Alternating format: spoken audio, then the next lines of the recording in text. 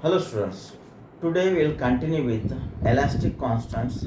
We have seen the elastic constants which we use are modulus of elasticity, modulus of rigidity, bulk modulus and Poisson's ratio. We have seen problems also.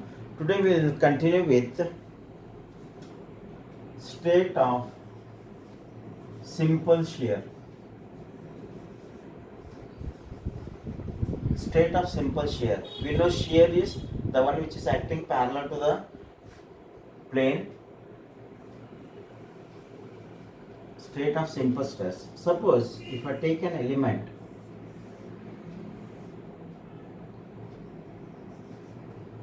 A, B, C, D, if I apply a stress of Q here, this force is acting parallel to the plane, so this is a shear stress acting.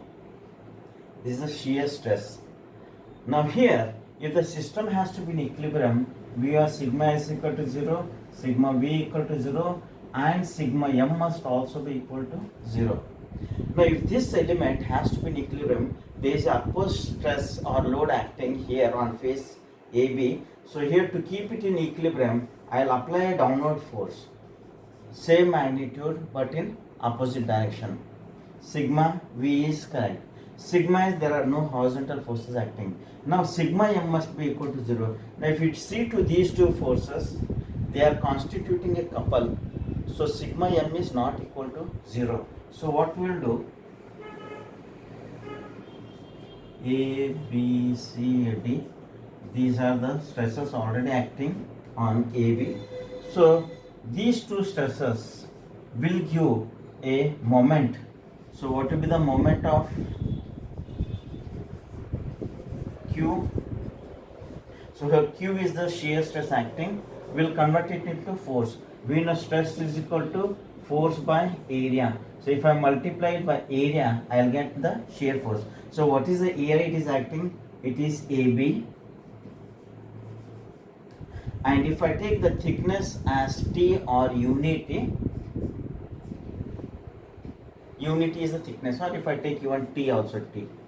Now this is a constituting a couple, and this couple is in clockwise direction. To counterbalance this clockwise couple, we need an anti-clockwise couple. So let us apply an anti-clockwise couple Q dash. So these two are constituting anti-clockwise and these two are giving clockwise. So moment due to Q dash. So what will be the moment due to Q dash? Q dash into BC. I have not multiplied by the distance here. This is the force. Moment is force into perpendicular distance. Q into AB. Now the perpendicular distance between these two, if I call it as BC. So I have not written this. Now here the force acting on Q dash will be Q dash into BC into unit thickness, or T is the thickness. This is the force, and the perpendicular distance what is acting is AB. AB. Since the system is in equilibrium, so moment due to Q must be equal to moment due to Q dash. Suppose if I write that Q into AB into T into BC is equal to Q dash into BC into T into AB. Now if you see here AB, AB, BC, BC, T and T, we are left with Q is equal to Q dash. Q is equal to Q dash. The meaning is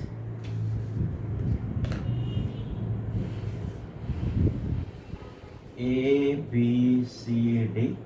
If there is a shear stress of Q and Q acting on any two faces, then the shear stress instead of Q dash, I'll write Q, we have proved that.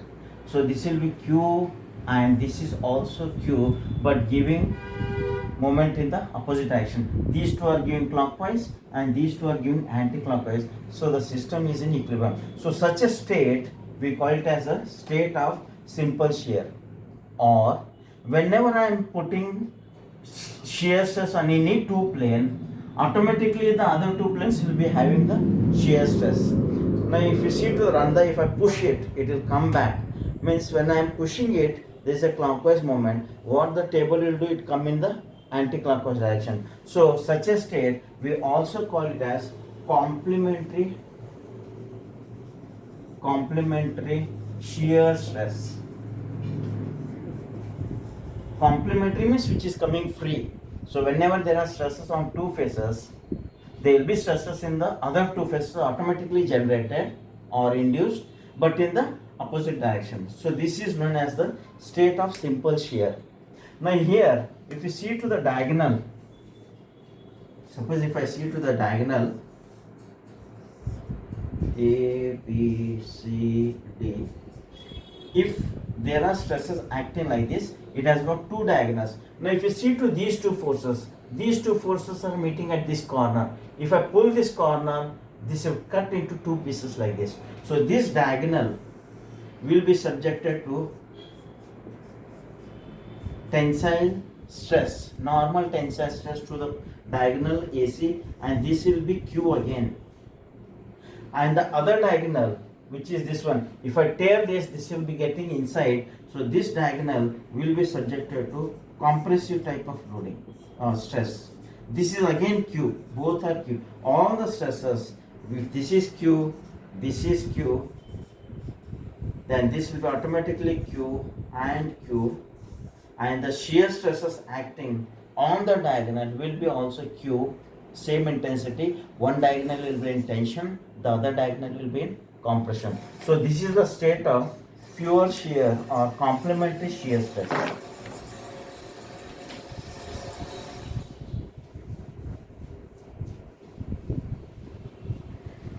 I will come to the important part. In this, we have seen elastic constants, like the various elastic constants we have seen is E, modulus of elasticity, G, modulus of rigidity, K, bulk modulus, and 1 by m. So today we will see the relation between E, G, and K. So the relation between E and G. So the relation, what is derived relation between E and G is E is equal to 2G into 1 plus 1 by m. So this is the derived relation between E and G. Now we come across E and K. If you see to the relation between E and K, E is equal to 3K into 1 minus 2 by m. This is the relation between EG, this is relation between EK. We will also see the relation between EC and EG and K. So this is given by E is equal to 9GK by 3K plus G. So these are the three relations which will give the relation between modulus of elasticity, modulus of rigidity, modulus of elasticity, bulk modulus, and relation between EGK. These are the derived formulas, so you can follow it in the notes. So with this, we'll take up a problem.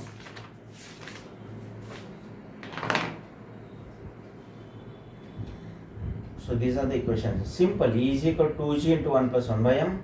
E is equal to 3K into 1 minus 2 by m. And E is equal to 9GK by 3K plus G.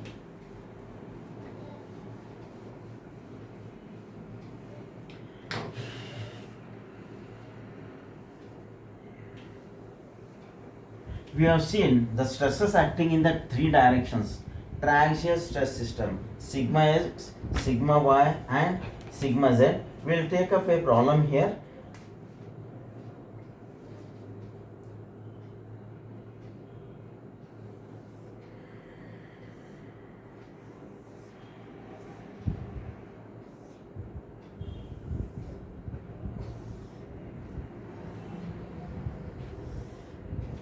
Suppose there is a rectangular element.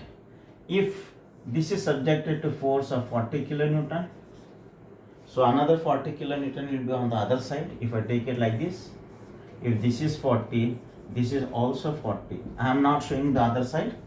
40 is this force acting, and the force acting on this plane is 120 kilonewton, and the force acting in this plane parallel to this is 80 kilonewton. And the dimensions, if I take this as L, this is 240 mm. If I take the width of the member, this, if I take it as 80 mm,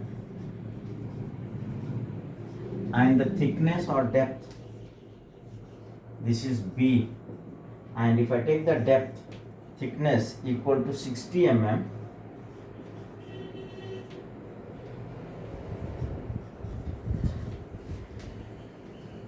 you are required to find out the change in the dimensions.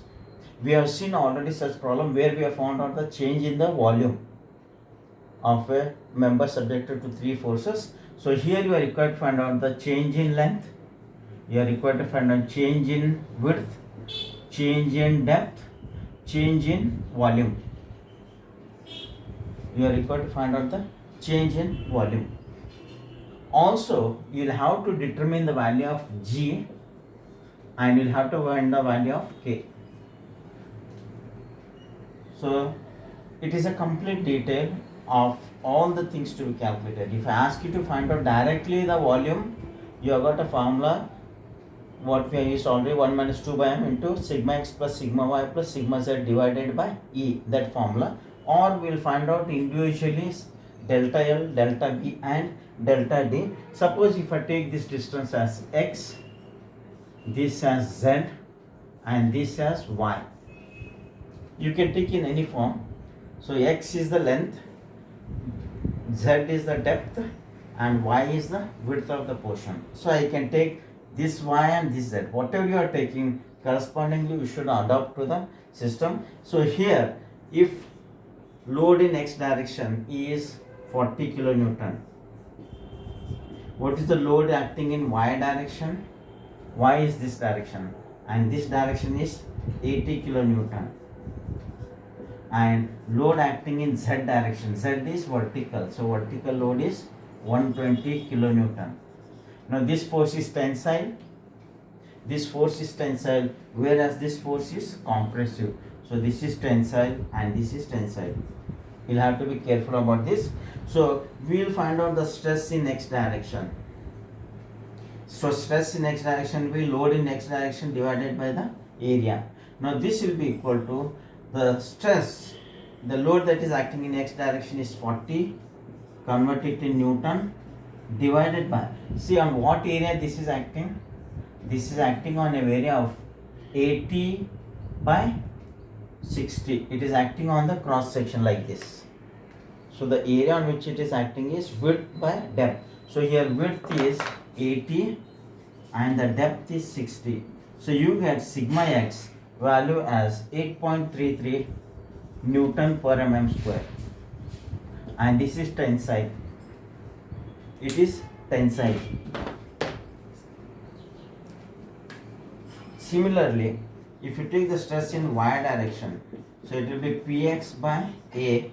So this is py by a. Now py, y is this direction. So what is the force acting in this direction? We have seen it is 80 multiplied by 10 raised to 3, and this force is acting on what area? From here to here. This is the area on which it is acting, this force. So this will be length into thickness. So length here is 240 and thickness is 60 mm. So you get the value as 5.55 Newton per mm square. This is also tensile. Now we'll go for sigma z. So this will be pz by a.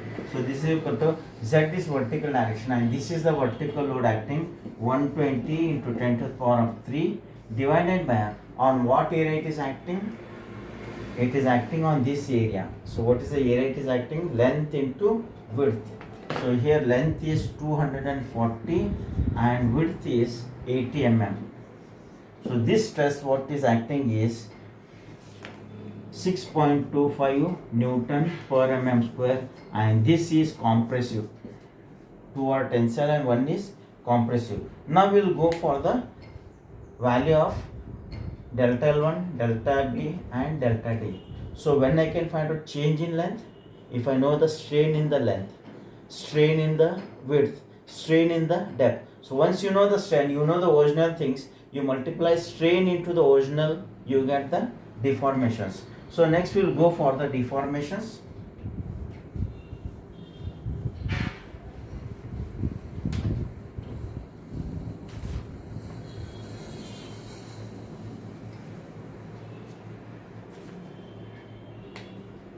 So let us go for strain in x direction.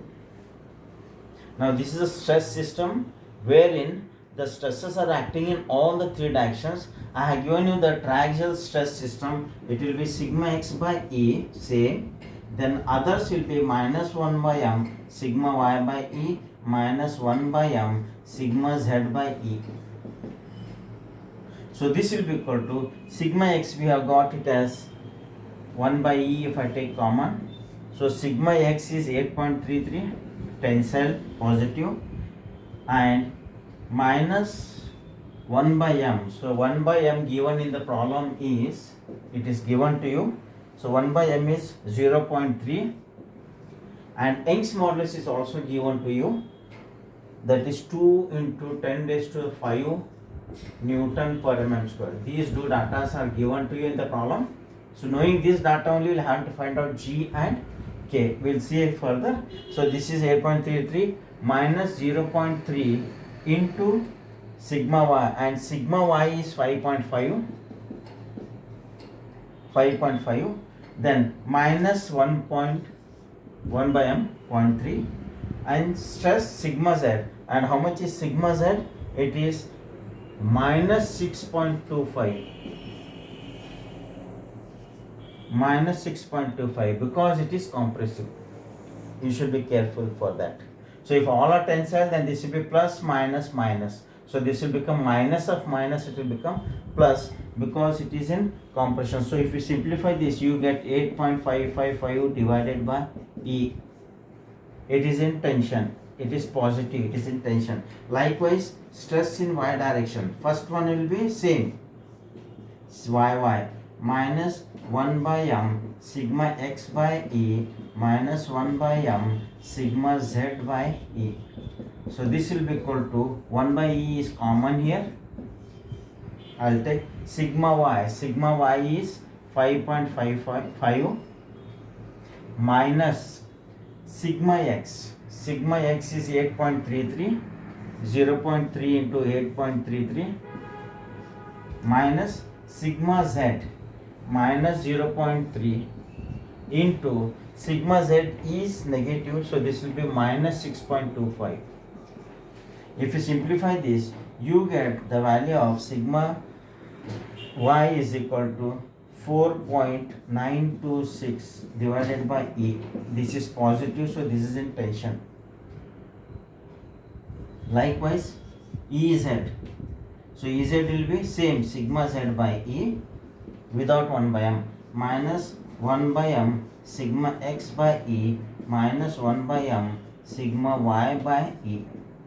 If you simplify this, 1 by E, if I take it as common, so sigma z, is minus 6.25 because it is compressive in nature. Then minus 0.3 into sigma x is 8.33 minus 0.3 into sigma y, so sigma y is 5.5. If you simplify this, you get Ez is equal to minus 10.414 divided by E. Now once you know the strain in x direction, y direction and z direction, you can find out the deformations also. Suppose here the deformation in x direction, delta x. So this is nothing but delta L x. Delta L because x is the length direction. So this will be equal to Ex into L, original length. So Ex here we have got it is 8.555 divided by E is 2 into 10 to the power of 5 into the original length of the member is 240 mm. So So if you simplify this, you get the change in length is equal to 0.0103 mm. This is the change in the length. Likewise, change in delta y. This is y. So what is y here in this? This is the width. So this I can call it as delta b is equal to, we have got this value as 4.926 divided by 2 into 10 to the power of 5 into width. What is the original width? It is 80. If you multiply, you get it is 0.00197 mm.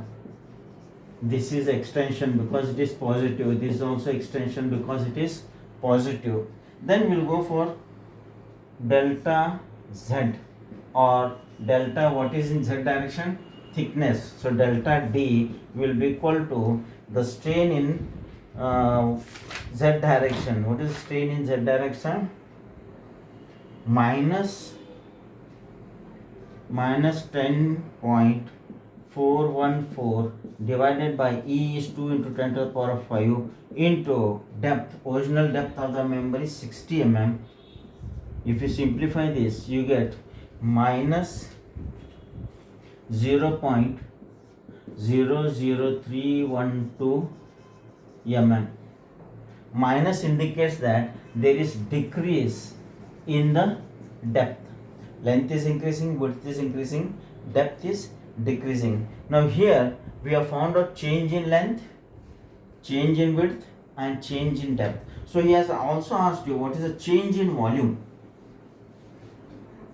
So we have seen that the change in length of a rectangular element is given by change in x direction plus change in strain in y direction plus strain in z direction, EL, EB and ED. So here what is strain in x direction?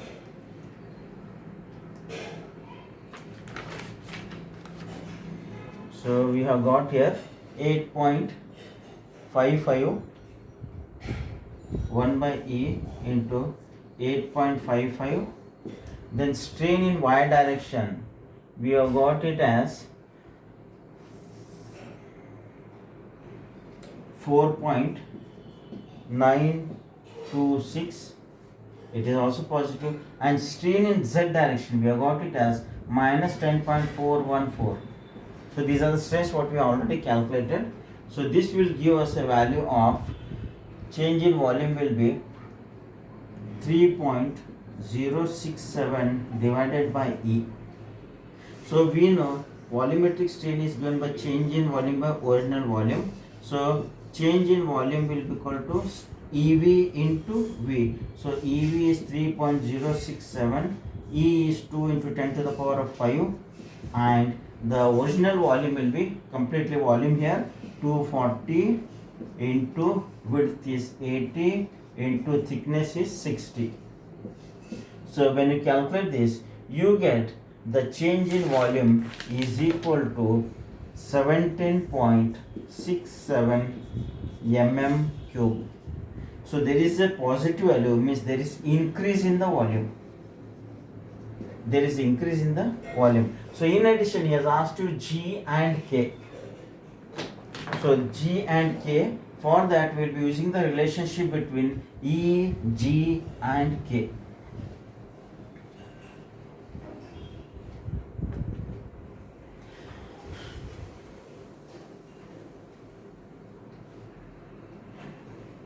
So we have seen E is equal to 2G into 1 plus 1 by M.